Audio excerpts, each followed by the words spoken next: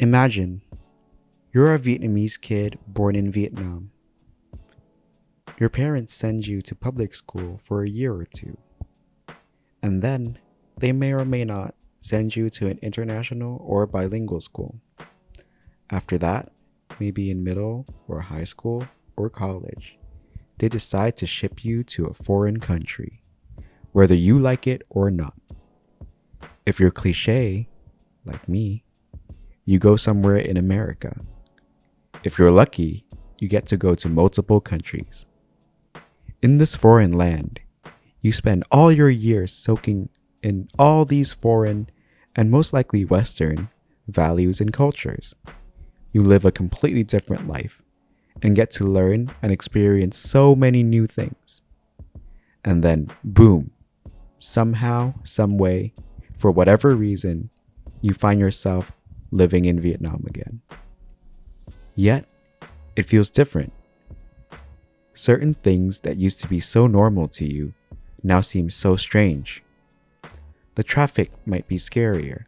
The people may seem louder. The list goes on. You might have been born and raised here, but you don't feel fully Vietnamese anymore. So what are you? There is a term called Viet Kieu, used for Vietnamese people who have settled in a foreign country. But you don't fully relate to that. You feel more Vietnamese than that, but maybe less Vietnamese than those who spent all their lives here. I have come up with a term myself for this specific kind of person. It's called Viet Kieu-ish. Kind of Viet Kieu, but not really. Maybe in a more cultural sense, I would say. If you relate to any of the above, then this podcast is for you. If you find any of this interesting, this podcast is also for you. Hi, my name is Min, and I'll be your host of the Viet Kieu-ish podcast. The story I've told is largely based on my own experience, and I wanted to create this podcast for others like me, the Viet Kieu-ish kids. So, my story is that I was born and raised in Vietnam. I went to public school for first grade, so just 1 year. And right after that, I was thrown into an international school. And I went to that international school from 3rd grade to 7th grade. And then in 8th grade, I was thrown into a bilingual school that taught both English and Vietnamese. Whereas in the international school, they taught only English and the kids only spoke English to each other. But in the bilingual school, they spoke Vietnamese to each other. And then after graduating from the bilingual school, my parents sent me to college abroad where I spent 3.5 years. And then after that, I moved back to Vietnam. So that's my story.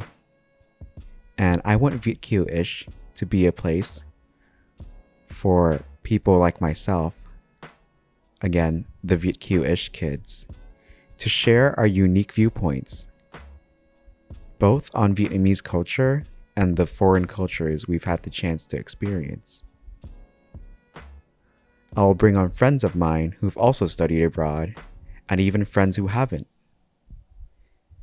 Because every time I talk to a friend who studied abroad, I hear so many interesting stories and so many relatable stories about fitting into foreign cultures, whether it be American or, Australian or whatever country they studied abroad in. Like, there's always like a culture shock story, or, a culture clash story, or something about their struggles in fitting into the culture they were shipped to by their parents, And then there's also a lot of interesting stories about fitting back into Vietnamese culture, the current Vietnamese culture, once, they come back to Vietnam after having studied abroad. And then there's this thing called reverse culture shock, And I've had a lot of interesting conversations with kids like myself who've studied in America or in somewhere in Europe, like Denmark. And I feel like a lot of the conversations we've had are worth sharing because we see Vietnamese culture in a very different way from people who've like were born and raised here and have never left the country.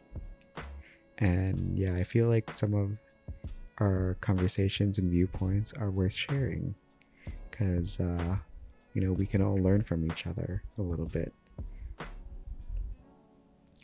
And that also leads me on to why I would like to invite my friends who've never studied abroad or have never lived abroad onto this podcast. Because whenever I talk to my friends who've never studied abroad, they show me gaps in my own knowledge about my own culture. And I know that sounds kind of sad, but I feel like I know American pop culture better than I know Vietnamese pop culture. And I'm not afraid to ask the dumb sounding questions so I can learn more about my own culture because I feel very uncultured sometimes, to be very honest with you guys. And yeah, I want to learn and I want this podcast to be kind of a learning experience for myself. And I want to share that experience with you guys. So, if you're Vietnamese and you're living abroad and you were born and raised in America or something like that, you might find this podcast interesting as well because you might learn a thing or two about, Vietnam and Vietnamese culture as it is today. I'd also like to invite some of my expat friends. So, expats are people, let's say from America or South Africa or a different country that have decided to leave their own country and move to Vietnam, right? Or like it doesn't have to be Vietnam, but like China or something.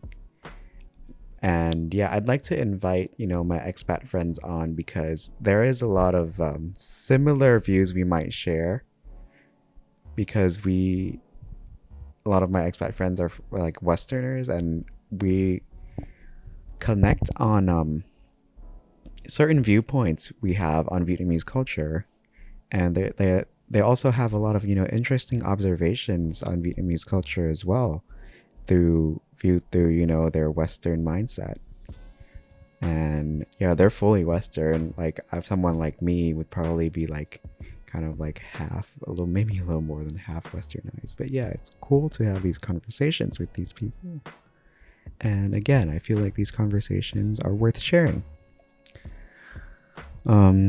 Another little pocket of this podcast I want to explore is Vietnamese vocabulary because there is a lot of Vietnamese vocabulary that I feel like people use every day, but nobody knows like what it truly means, and then nobody questions it. There's this term called "cắm sừng," which it means to put a horn onto someone. Like yeah, a horn, like a horn that like a unicorn might have. Yeah, and it means to cheat on someone in Vietnamese. And I've asked multiple people why this is a thing, and no one has been able to answer it for me. And there are more terms like that in Vietnamese culture, and more certain things that like nobody questions that I would like to question because I want to know and I want to learn and I want to take you guys on this journey with me through, learning about Vietnamese culture and sharing our observations on, these aspects of Vietnamese culture. So yeah, in summary, just to summarize my points because I feel like I've been a little bit everywhere. This podcast is going to be a place for Viet Kieu-ish kids. So again, kids like me who have studied abroad and come back to share our unique observations on Vietnamese culture viewed through our westernized, like kind of westernized lenses, and also share our stories on studying abroad, maybe some of our struggles with studying abroad, and then also our struggles coming back to Vietnam.